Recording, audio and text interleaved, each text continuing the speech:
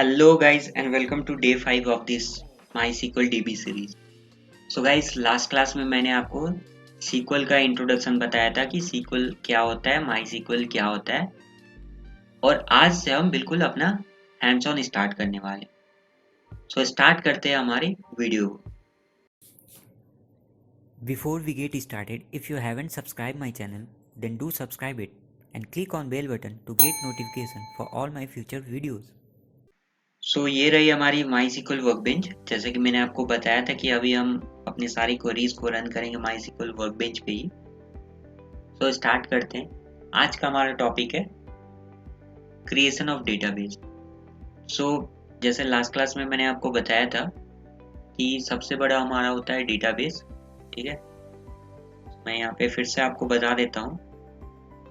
सबसे बड़ा होता है हमारा डेटाबेस। ठीक है, डेटाबेस के अंदर हम क्या करते हैं, अपने टेबल्स को क्रिएट करते हैं। ठीक है, टेबल्स के अंदर डेटाबेस को नहीं क्रिएट करते हैं, डेटाबेस के अंदर हम अपने टेबल्स को क्रिएट करते हैं एंड देन फिर टेबल्स के अंदर हम अपने डेटा को एंटर करते हैं, मतलब रिकॉर्ड्स जिसको कहा जाता है। ठीक है, सो पहला होता है डेटाबेस। पहले आप डेटाबेस क्रिएट करोगे, फिर आप टेबल क्रिएट करोगे, देन फिर आप टेबल के अंदर आप अपने रिकॉर्ड को इंसर्ट करोगे। तो ये होती है प्रोसेस। ठीक, सो जैसे कि मैंने आपको कहा था कि अगर आपको इंग्लिश आती होगी तो ये आपके लिए सोने पे सुहागा है। SQL लैंग्वेज बिल्कुल इंग्लिश जैसा इसका सिंटेक्स है। देखो, आपको क्या करना है, डेटाबेस क्रिएट करना है, क्योंकि सबसे पहले सबसे बड़ा होता है डेटाबेस। तो डेटाबेस आपको क्रिएट करना है, क्रिएट करो डेटाबेस। सो इंग्लिश में क्या बोलते हैं, क्रिएट डेटाबेस ना, वही चीज यहाँ पे लिखना है, create database and the name of your database. So let's say आपके डेटाबेस का नाम है, मान लेते हैं आप कुछ भी रख सकते हो, मान लो अपना क्लाउड, ये आपके डेटाबेस का नाम है। आप कुछ भी लिख सकते हो अपने डेटाबेस का नाम, कुछ भी। सो ये सिंटेक्स होती है डेटाबेस क्रिएशन, है ना आसान। इंग्लिश लैंग्वेज ही तो है, इसमें कोई रॉकेट साइंस तो है नहीं। English language, create database, database का नाम, बहुत सिंपल है। हमारे डेटाबेस का नाम क्या है यहाँ पे, अपना क्लाउड, बिल्कुल सही। सो इस क्वेरी को मैं एग्जीक्यूट तो करूंगा ही, बट उससे पहले मैं आपको कुछ दिखाना चाहता हूँ। तो मैं यहाँ पे एंटर प्रेस कर रहा हूँ। अब गाइस देखो, जैसे ही मैंने एंटर प्रेस किया ना, तो यहाँ पे लाइन नंबर 2 आ गया। सो लाइन नंबर 2 में मैं कुछ भी लिख सकता हूँ, बट टर्मिनल में जैसे ही आप एंटर प्रेस करोगे ना, तो लाइन नंबर 2 वहाँ पे नहीं है, आपको फिर से वही चीज लिखना पड़ेगा। तो प्लस पॉइंट है ये सर, बहुत सारे प्लस पॉइंट है, मैं आपको धीरे धीरे बताता रहूँ। अब लाइन नंबर 2 में अगर आप कुछ भी लिखते हो ना, लेट्स से आप इसी को कॉपी कर रहे हो, कॉपी किया, लिखा, अब क्या है, टर्मिनल पे आपको लाइन नंबर 2 ही एग्जीक्यूट करना पड़ेगा। आप लाइन नंबर 1 को एग्जीक्यूट नहीं कर सकते हो। जैसे मैं आपको दिखा देता हूँ, कमांड लाइन टर्मिनल खोल के आपको दिखाता हूँ। सो पहले तो आपको पासवर्ड यहाँ देना पड़ेगा, पासवर्ड आपने दिया। नाउ अब आप कुछ क्वेरी लिख रहे हो, सो लेट्स से आपने ये चीज लिखा, ठीक है, देन फिर आप एंटर प्रेस कर रहे हो, तो वापस से आपका वही MySQL लिखा के आ रहा है। फिर आप कुछ लिख रहे हो, फिर एंटर कर रहे हो, तो ये बार बार हमें न्यू लाइन दे रहा है। बट टर्मिनल में ऐसा कुछ नहीं। आपने फर्स्ट लाइन को एग्जीक्यूट, अपने मान लो सेकंड लाइन पे आप चाहते हो फर्स्ट लाइन को एग्जीक्यूट करना, तो आप कर सकते हो। स्टैंड अलोन चीज, आप सिर्फ फर्स्ट वाली लाइन को एग्जीक्यूट कर सकते हो, आप चाहो तो दोनों लाइन को एग्जीक्यूट कर सकते हो, ये चीज है। सो उससे पहले मैं आपको दिखाता हूँ। देखो क्या है ना कि MySQL में कुछ बाय डिफॉल्ट डेटाबेसेस होती है, मतलब अभी जो हम डेटाबेस क्रिएट करने जा रहे हैं वो है अपना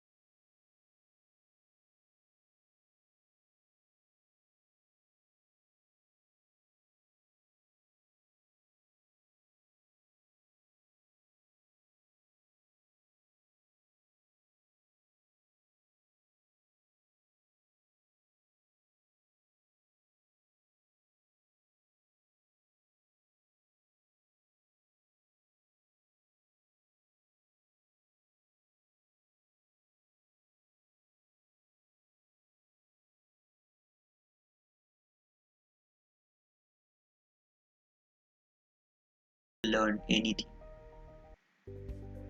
By the way, चलो टॉपिक पे आते हैं। वो सब तो जितना भी मैं ज्ञान दे दूंगा, अगर आप लोग समझने वाले स्टूडेंट होगे तो समझ जाओगे, नहीं समझने वाले स्टूडेंट होगे तो नहीं समझोगे, बट आपके फायदे लिए कह रहा हूँ। अगर आपको डेटाबेस डेवलपर बनना है, प्रो बनना है, वैसे तो प्रो में बना के ही छोड़ूंगा, एट द एंड आप प्रो बनोगे जरूर। अगर जैसा जैसा मैं बोल रहा हूँ आप बस वैसा वैसा करते जाओ, ठीक है। सो डेली आपको कम से कम आधा घंटा डेटाबेस के लिए प्रैक्टिस करना है। एक घंटा 2 घंटा दोगे तो बहुत अच्छी बात है, लेकिन आपके डेली रूटीन में ऐड कर लो कि आपको डेटाबेस में आधा घंटा डेली टाइम देना ही देना है, चाहे कुछ भी हो जाए। 24 घंटे में आधा घंटा डेटाबेस के नाम आपको देना पड़ेगा। खैर छोड़ो, बहुत ज्ञान की बातें हो गई। सो ये सेम चीज मैं आपको टर्मिनल पे अभी करके दिखा रहा हूँ, ठीक है। सो डेटाबेसेस में ये कितनी है, 1 2 3 4 5 6 डेटाबेसेस है। नाउ अब क्या करो, आप लिखो क्रिएट डेटाबेस, और डेटाबेस का नाम यहाँ पे मैं डेमो दे रहा हूँ, ठीक है। कुछ भी दे सकते हो, मैंने कहा था ना। तो जैसे ही आप एंटर, यहाँ पे आप कंट्रोल एंटर आपको नहीं प्रेस करना, आप सिंपली एंटर प्रेस करो, ठीक है।